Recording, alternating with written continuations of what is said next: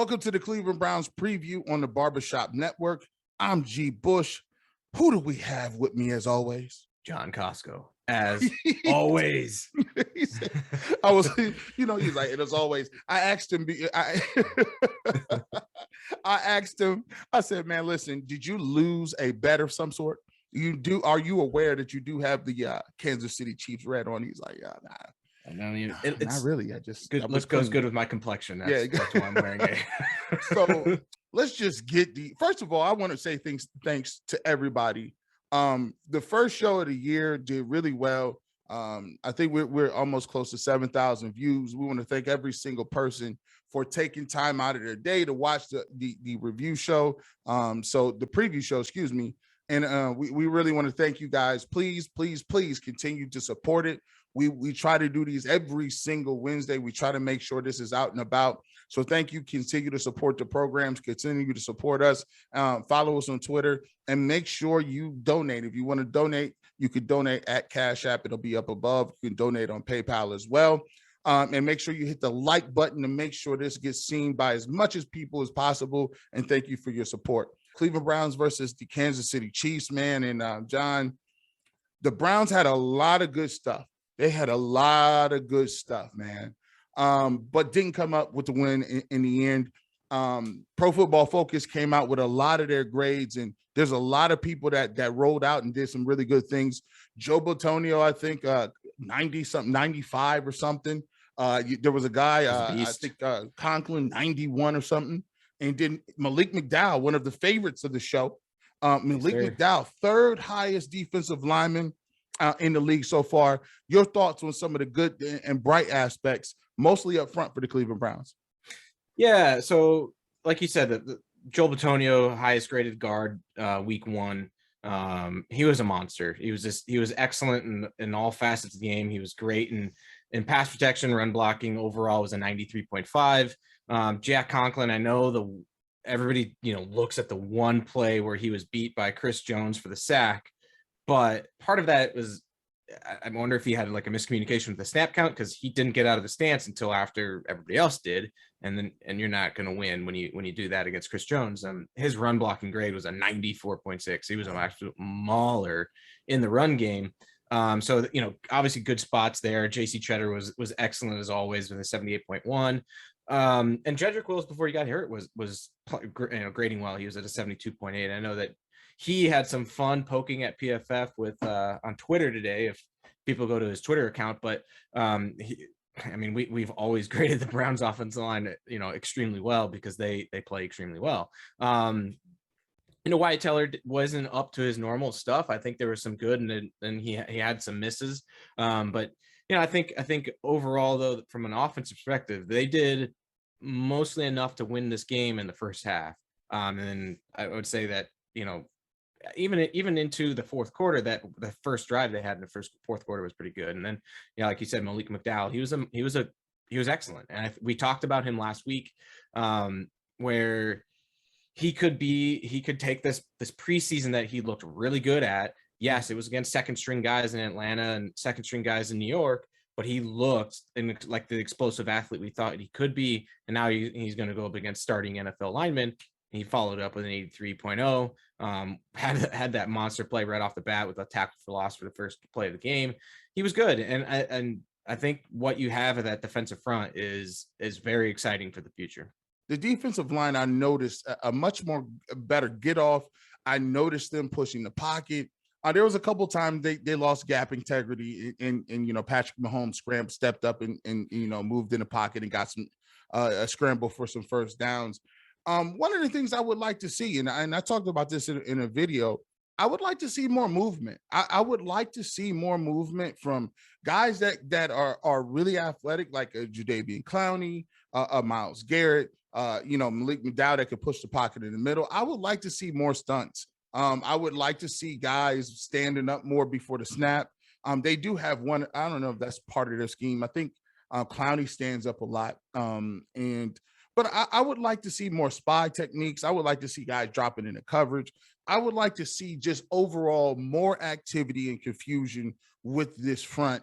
I just think sometimes the Browns just line up and say, we're going to line up and get set and go. I mean, they do have the talent to do that. It shows by some of the production they got in hurries. And then you lost Ronnie Harrison after, after 5 plays. That was a killer. How much of him being gone affected things they wanted to do in that secondary and just in general blitz packages, maybe having him cover Travis Kelce in the middle of the field. I don't know. I mean, I think you probably rely on a guy like that to be able to match up with switch things. Maybe it's not just him that's covering Travis Kelce. Maybe it's John Johnson that's covering him, or you're just switching things up and moving pieces around. Now you lose that type of guy and you have, all right, MJ Stewart. All right, let's get you into a spot where we know you can play decently well. And we have to make it a little bit more vanilla. And to be honest, you hold the Chiefs to 10 points in 1/2. That's pretty dang good. And the fact that they still were able, outside of one fluke play, a bomb to Tyreek Hill where Johnson took a nap, and they had a fumble and a botch, punt. That's 17 points right there.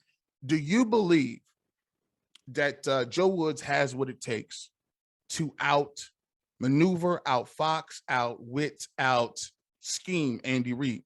And the only reason I ask this question is this. He's played him twice. The game plans have been similar. The outcome has been similar. At what point do you think he will show us more variety? I think if they, you're talking about losing 2 safeties and having defensive secondary alignments, changes, playing dime packages, doing different things with your secondary just to confuse the quarterback, you get limited when you lose 2 of those guys. Basically, you had one starter out there, and then you had your backup in MJ Stewart, who wasn't bad. But I think I want to see what he can do with the talent that you expect that team to have. I think what you saw from the Tampa Bay Buccaneers, and I think that the blueprint to beat Patrick Mahomes is you do got to get pressure on him, which they did, but then you have to mix things up in the secondary to confuse him from, hey, not only are they in pressure, but hey, my first option that I'm trying to get to isn't there. So now it's, okay, this pressure's here. Now I need to scramble around. He's dangerous, obviously, when he does that. But if you still are able to force him to do that more often, you're going to be in better positions, because it doesn't matter what quarterback in the NFL it is, scrambling around in trying to find an open guy is a losing proposition for an offense. Even with Patrick Mahomes, he's the one that can break your back with types of plays like that, and lots of quarterbacks can do that, but he especially. And I think with Woods, I think he can, I think you talk about he held this offense to 10 points in 1/2, and was it a little bit vanilla, and you want maybe to bring in maybe a second game plan in the second half that would confuse him? Yeah, I think you want to be able to do that. And maybe he had that on the docket, but couldn't do that because of maybe you're not comfortable with doing that with MJ Stewart. You're not comfortable with Mack Wilson out there. There's just things that you have to account for in that regard. And I think, the Browns weren't at full strength on defense, especially when you lose Ronnie Harrison. You lose a big part of your potential game plan there, I think. Right. So when Jeremiah Owusu-Koramoah can get better and you trust him to be able to execute the assignments that you want him to, he will be a massive upgrade over Mack Wilson. Wilson. I need, if you listen to Joe Woods, listen, just bite the bullet and give him the reps. We've all been there. We've all been on teams where we know that the dude in front of them is not very good. And you just say, you know what? You're going to learn on the fly, young boy. That's it. That's what it is. I bet you see it this week. I think week 1, starting him is not the week to do it against that team. Yeah, I'll give you that. I'll give you that. You're talking about, so with one of the issues I had with JOK coming out of college was that his eye discipline was not good. So he would get fooled by simple motions and stuff, this kind of trickery and stuff, right? And that's college. That's I'm better than everybody. I'm a better athlete, right? So, and the Chiefs, they're like, what's over there, there, and there, and you're like, what am I doing now? And all of a sudden, you've got Travis Kelce running by you or something like that.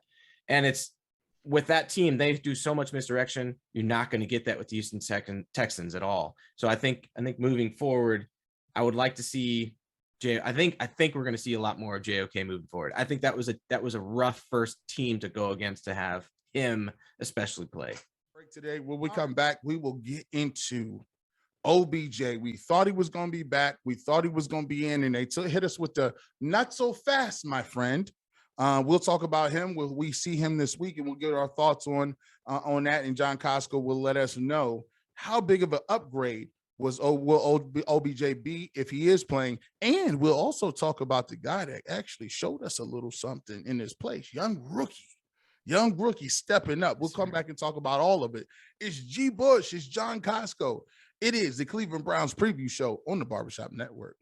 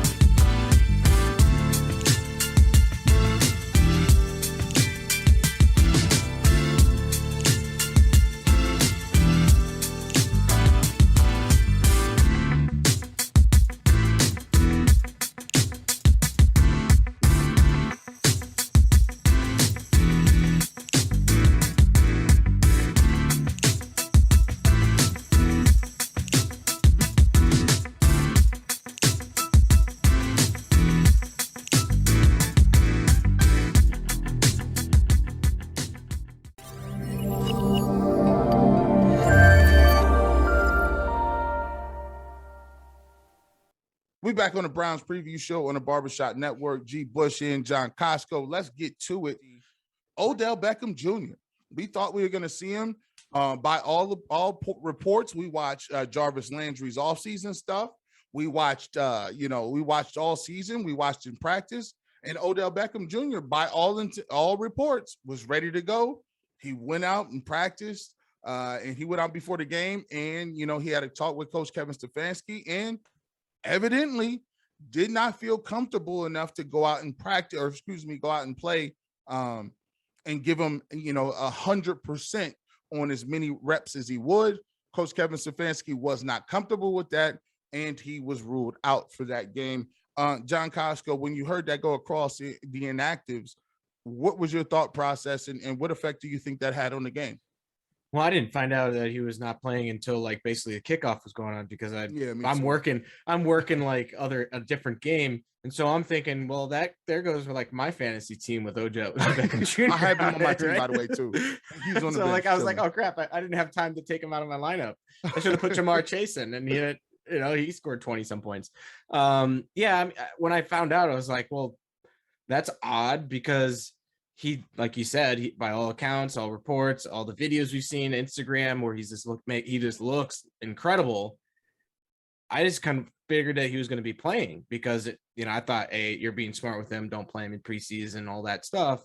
And I guess for some reason he goes out there in warmups and doesn't feel right. It's pretty disappointing because I think he could make a difference of the win or lose in that game where you have a playbook that you can open up even more. I know that they opened it up pretty good in this game, and Anthony Schwartz played a good game, but if that's OBJ on that corner route rather than Anthony Schwartz, probably OBJ can come down with that ball because he's got much better hands than Anthony Schwartz. So I think there's plays out there, and that's just a single play in itself. And that wasn't a great ball by Baker, but to me it was shocking. It was it was shocking, and I thought he's going to play, and could have very well been the difference in that game. You know, I was doing the Browns pregame show on 92.3 The Fan, and Anthony Lima comes up and says, "Well, here it is. OBJ is out." I'm like, "What you talking about? He out?" Like, I think I'm ready to go. I'm ready to get go. I got either him or Cooper Kupp. I'm like, yeah, let me go ahead and I don't figure. I was gonna play Cooper Kupp anyway. You know, I mean, this is my big league. Cooper Kupp balled for me. Stop playing with me. This is 250 stud, man. I love Cooper Kupp. He gets a lot of targets, and he's a monster after the catch. Yeah, so you know, I wasn't hurting, but I was hurt for my squad. But let me just say this, and this is just my theory or whatever. To me, I think being in Cleveland has stripped OBJ of his superpower, so to speak. One of the things that I always tell people is this: never switch up who you are, bro. You can't be different than who you is. You just can't. Odell Beckham Jr. is the blonde hair guy. Odell Beckham Jr. is the guy who says you can't guard me. Odell Beckham Jr. is every bit of that person. He is the guy that has the watch on. And for every single person that can't grow hair and can't afford that watch, yeah, they're going to be kind of salty. Come on, Bertie, I'm mad. I want to watch too. But at the end of the day, that's what makes you great. That's what makes you who you are. And that is your superpower. It ain't really the stuff. It's the emotion. It's the passion. It's the fire. I don't see the fire. I don't see the passion. Don't let nobody steal your passion. I don't care what they say. I done heard all kind of people. Are you gonna fit in? Are you gonna fit in? Are you gonna be in? He should be talking like, what you mean, am I? I be hearing people saying, are you gonna fit in? Are you? Listen, you talk to my coaches, you talk to my staff, you talk to the weight trainers, you talk to everybody in here. I'm here. I run my routes. I run back to the huddle. I'm all in. Y'all need to stop with the narratives, because guess what? At the end of the day, I'm all the way in it. Live your life, bro. But if you sitting there trying to dye your hair back, I'm going to just go with the regular cut. Nah, I ain't going around the Lamborghini. I'm going to get the Ford Taurus. That ain't you. That ain't you. You don't get regular girlfriends. You got the baddest Instagram models in the world. That's what you do, Odell. Keep getting them bad joints, and you're going to go out there and you're going to play like that. At the end of the day, don't let no regular fan strip you that. Just keep going. And if you get them 125 and 2 touchdowns, guess what? They'll stop talking. There it is. Now, I will say this. In his absence, how do you think Anthony Schwartz played? I mean, he played well. You know, we had an 82 grade, something around that area, where he was the highest graded rookie wide receiver in week 1.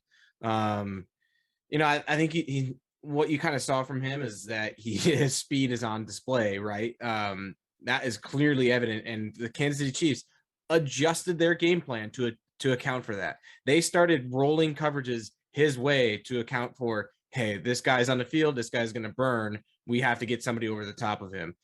And they did that. They had to do that in the second half. And there's a couple plays they actually double covered him. Like a rookie third round wide receiver, they were double covering in his first NFL game because of his speed. Now that's not normal. That is absolutely not normal, but they understood what this guy can do on the field, because you're talking about the first pass that he got over across the middle. He caught that pass, then the corner route a little bit later. And then, he had the reverse. And so they were like, oh, okay, this guy's a legit weapon. So they adjusted. And I think, this, he had the throw right before the half where it was a miscommunication. He should have kept running. That would have been a touchdown had he kept running, because that guy's not keeping up with him. So I think for him, if he can continue to do that and they find a role that's like that, where it's like, hey, we know how to get him open and put these spot shots on for him. I mean, that stretches open the defense for sure. And it helps open the playbook up for the Cleveland Browns, especially if you can compare that, like if OBJ can come back and be that, and you have those guys both on the field, like that's a dynamite package. if you can do that. And here's another thing really quickly before we get to around the AFC North. I thought another guy that really played well, David Njoku, I thought he played really, really well in this game. Vertical threat. I thought his hands looked good. I think he, I mean, if your team, I'm gonna be honest, if you can keep this trajectory up, you're gonna get paid, my good sir. You might get you a bag of money if you keep doing this. What did you think about David Njoku in this game? He was awesome. 88.5 receiving grade, which is the fourth highest in the NFL. He tied for the fourth highest overall grade in the NFL. I mean, you're talking about, he's up there with Travis Kelce, George Kittle, and Rob Gronkowski. That's where his grade was, and that's how good his performance was in this game. And I think what you saw from him is the type of player, the reason why he was drafted in the first round. We all know that the physical specimen that he is. He just had to learn how to be a tight end. He's a guy that, you talk about coming in out of college. He didn't have very many. I think he was like played like 3 years before.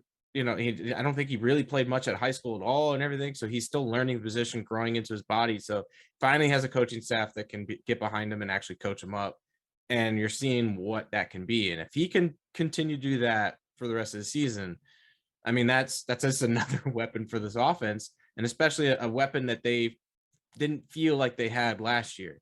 So, you look at this from a whole offensive perspective, they added basically Anthony Schwartz so far to this offense, and it looked a lot better than last year. It looked like they were just more explosive on that field. Things were opening up for the playbook for the most part of this game. So I think it's his development, the addition of Anthony Schwartz, and just Baker being more comfortable in this offense. You're talking about a 2021 that's going to be, can be electric for this team.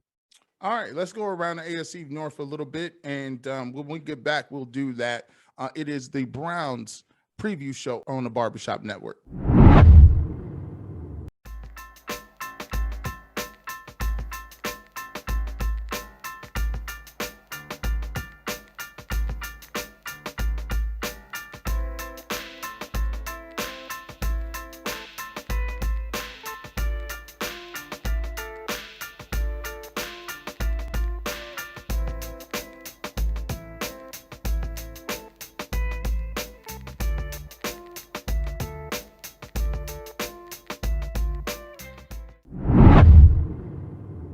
Welcome back to the Browns preview show on the Barbershop Network. G. Bush, John Kosko. Let's go around the AFC North. And first of all, let's start with the Cincinnati Bengals. Got a really nice dub against the Minnesota Vikings at home. And I thought they showed up. It looks like their defense played well. Joe Mixon being steady on the ground. Jamar Chase, showed some flashes, scored a touchdown.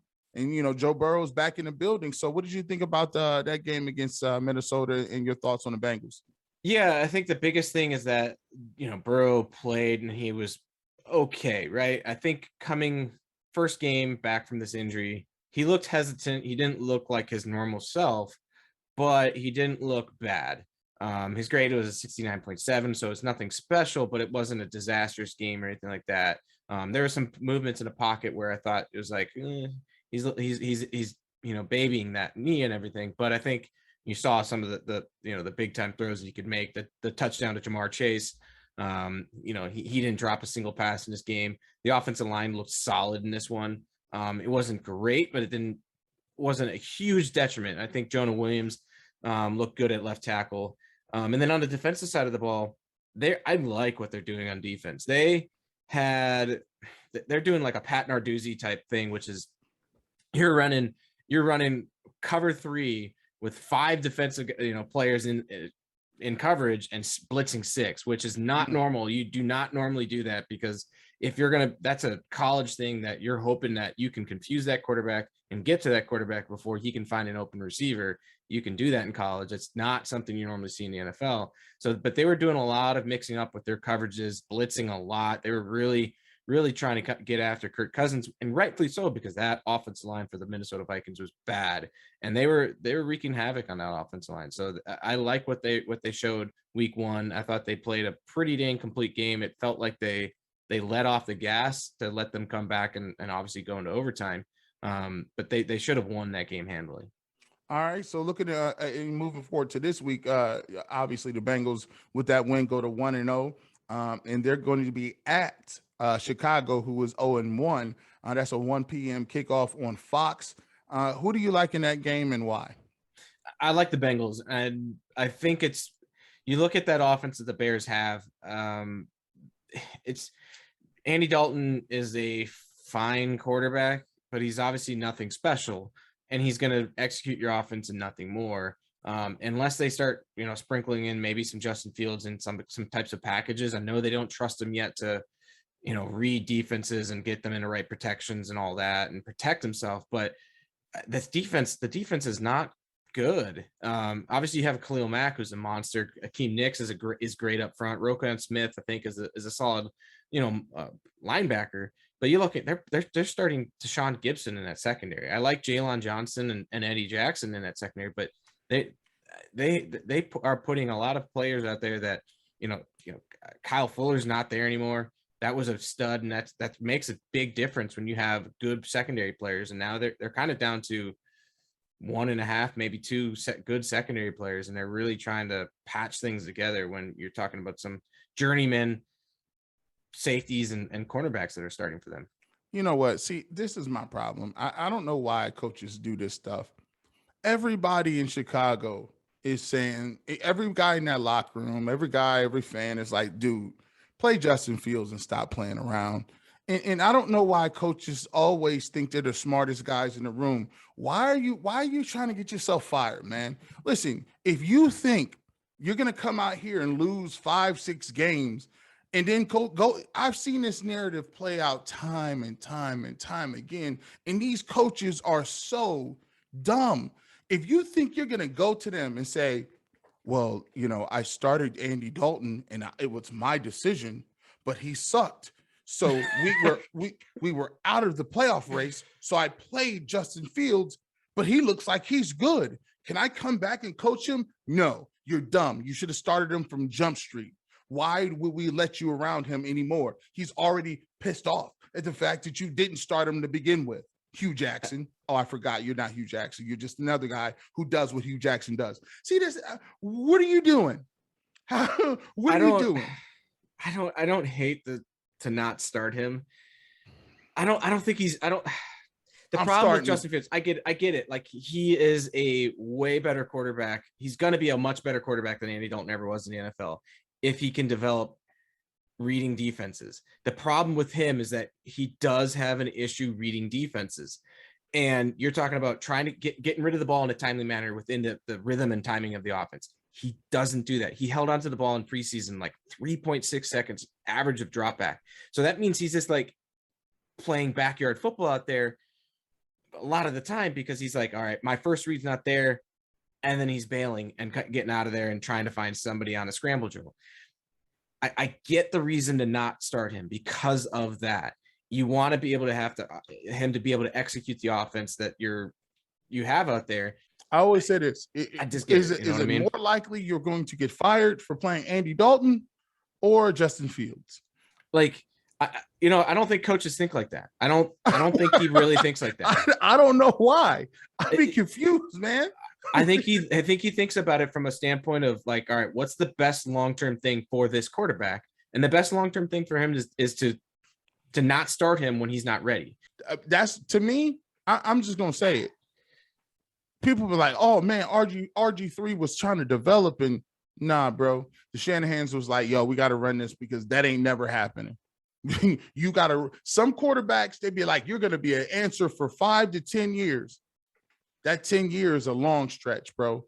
You got 5 good ones, and we gonna utilize your best asset for 5 years. And if your legs give out after 5, it's just like a cornerback. If you get slow like Nandi Asamoah, it is what it is.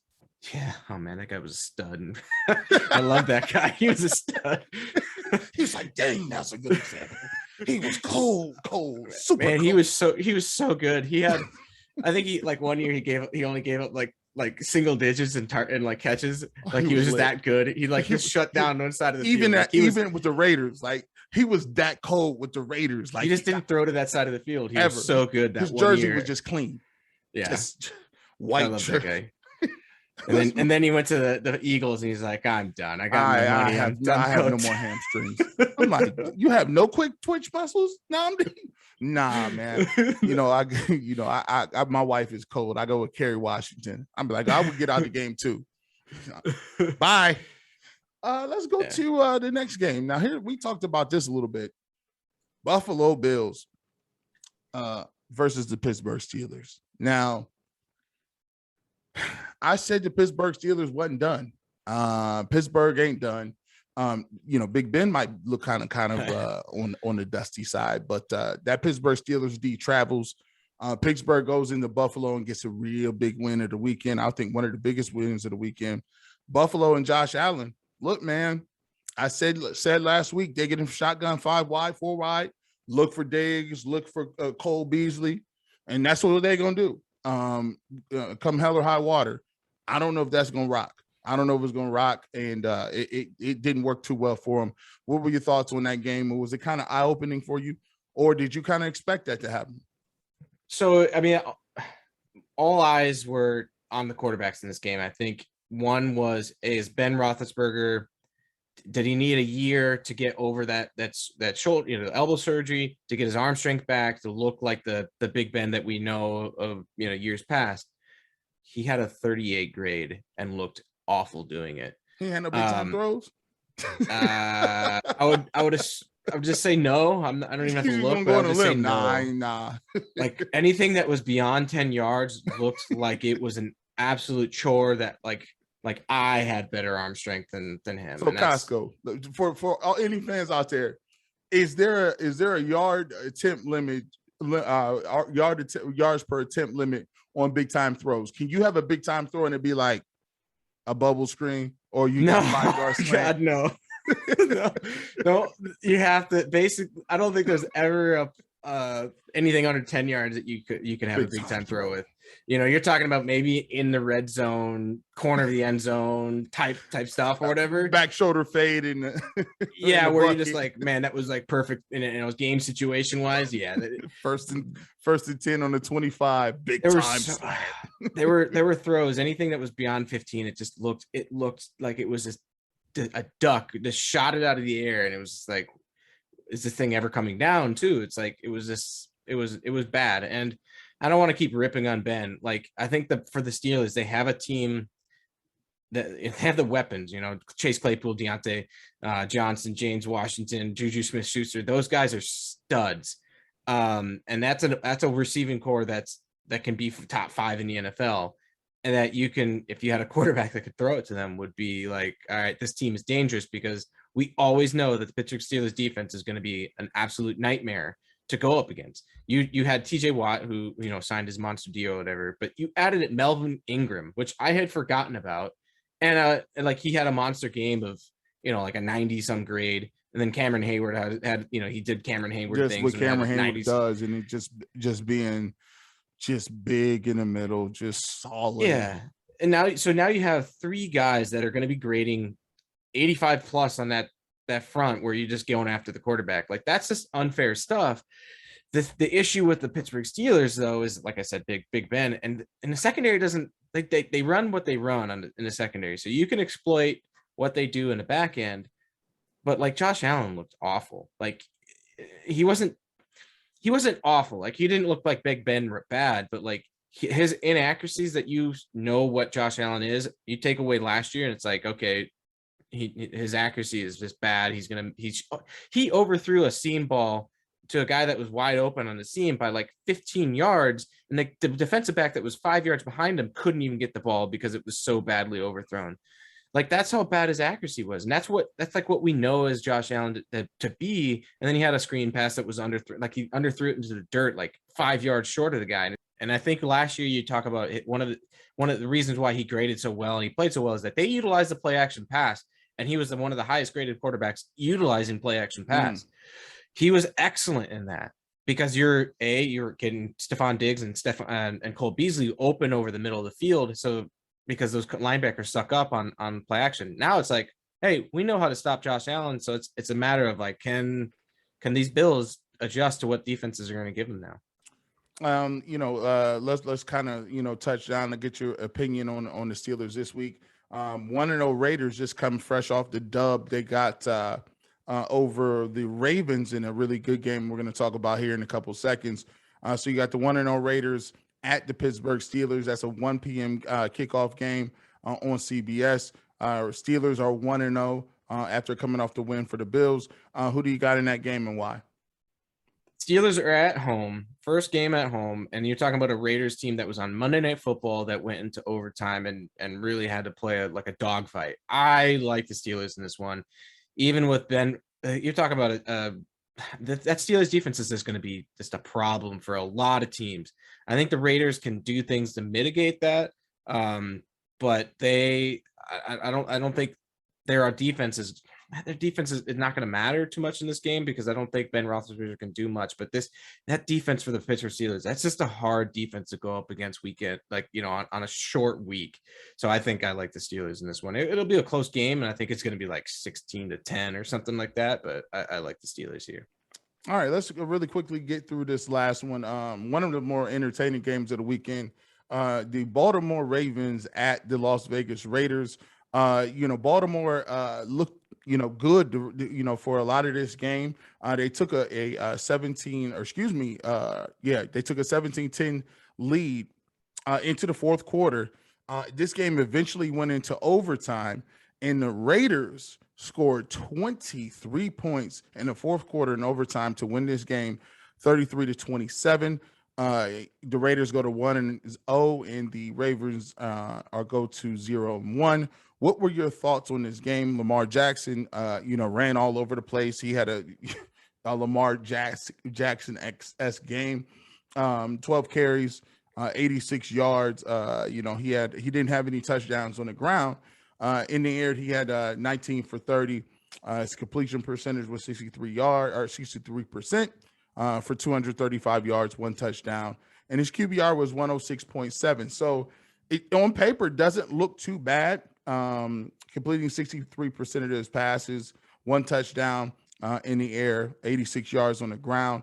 But they do lose this game to the Raiders on the road. What are your thoughts? Yeah, this is why we grade plays. You talk about, like you said, his QBR was really good there. But if we watch the game, he had 2 monster fumbles that you just can't have, which is going to crush your grade. And then he missed on there's a number of big throws that he could have missed on them. So his grade came out to a 63 in this one. Obviously hampered by the 2 fumbles, which back-breaking fumbles. Like you just can't do that. So if you're going to run around like he is, you've got to protect the rock, and he didn't do that. So I think this offense, the offensive line struggled. Like they didn't look good. You're talking about your 2 tackles, Ronnie Stanley and Andrew Villanueva. They looked bad in this game. Villanueva had a 13.4 pass protection grade. Ronnie Stanley had a 27.7. Ronnie Stanley gave up 6 total pressures in, 2019? Yeah, and he young? And he like 12 years old or something? he gave up like nothing. Like he was an absolute monster for 2 years, where like it's like he was an absolute stalwart. He had in 2018 he had an 87 grade in pass protection. 2019 he was a 92.8. 2020 he was a 91, and on a way of like giving up less than 20 pressures total over that time frame. He gave up 9 in one game last night. So like I know he got injured last year, and I'm wondering if maybe that's the issue, but it was not pretty from an offensive line standpoint for this team. So they're gonna have to figure some things out, especially with all the injuries and all the stuff that's going on with them. Because it's just not that their offense looks like, hey, it's Lamar Jackson running around like a chicken with his head cut off and trying to find open guys in the scramble drill. And like we had talked about with Mahomes and earlier, like that's just not sustainable football. So and this defense, they've got to switch things up with that zero. I know that they love their zero pressure, and they talked about it ad nauseum, with the Manning's broadcast thing. But you can't run. You're talking about like, all right, the final play of the game, they ran 0. Yeah, and he just threw it up. It was like, they were already celebrating before the ball came down. That was touchdown all day. you've got to switch things up. And it's like, that's like Greg Williams-esque type stuff. Like they ran cover zero. Greg Williams ran cover zero. It was like 4th and 15 with like 3 seconds left to go. And it's like, all right, let's bomb it downfield. I don't know. Like you can't, I think you have to be a little bit more creative than just like, man, we're just going to line up in man. And I know let's see if they switch it up. Let's see if they can get that done. 8:20 coming up. This is on NBC. This is going to, I believe, be the Sunday night game of the week. The Chiefs want to know they're going to travel to Baltimore at the Ravens 0-1. Zero blitzing might not work so well, given the fact that there's Tyreek Hill and all those dudes with Patrick Mahomes. Who do you got in this game and why?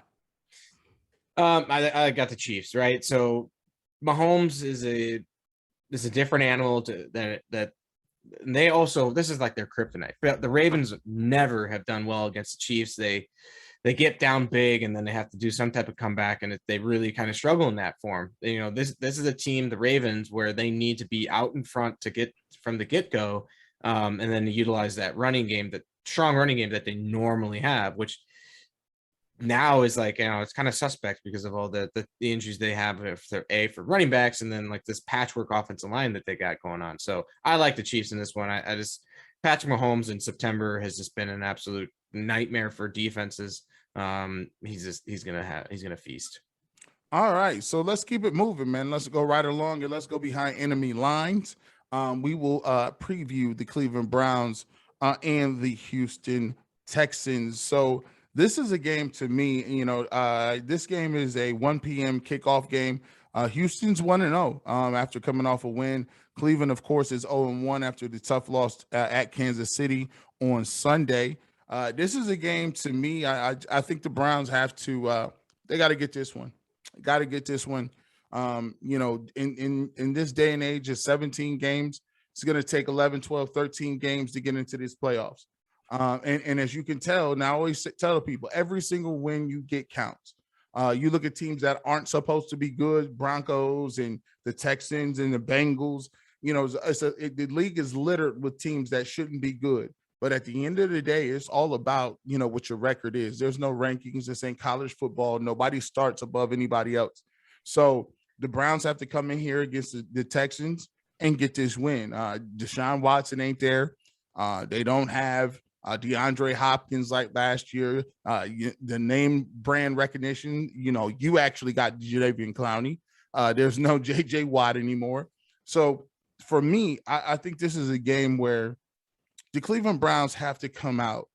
And I think that, you know, if you can't be aggressive against Patrick Mahomes, okay.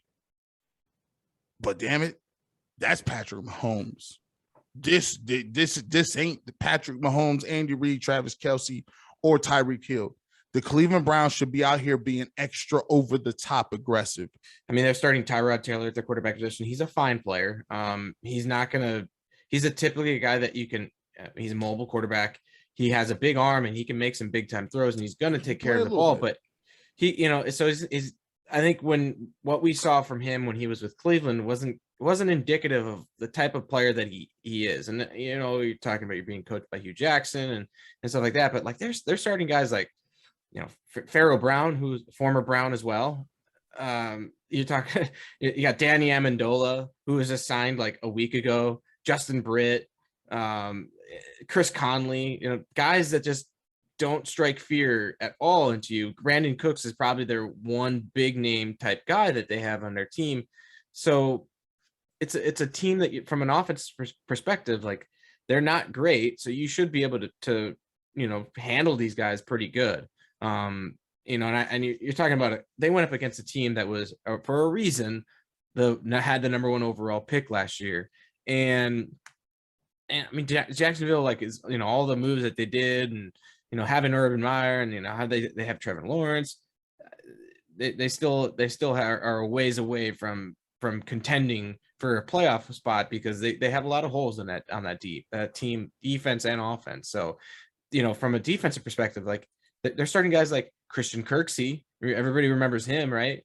You know, Vincent Taylor, you know, Terrence Mitchell.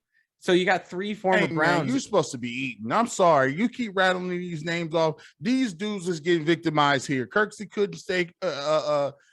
Terrence Mitchell kept falling down every 5 minutes, slipping and doing all kind of nonsense. You better get busy out here. I'm not trying to hear nothing. I ain't hearing no mistakes, nothing to this game.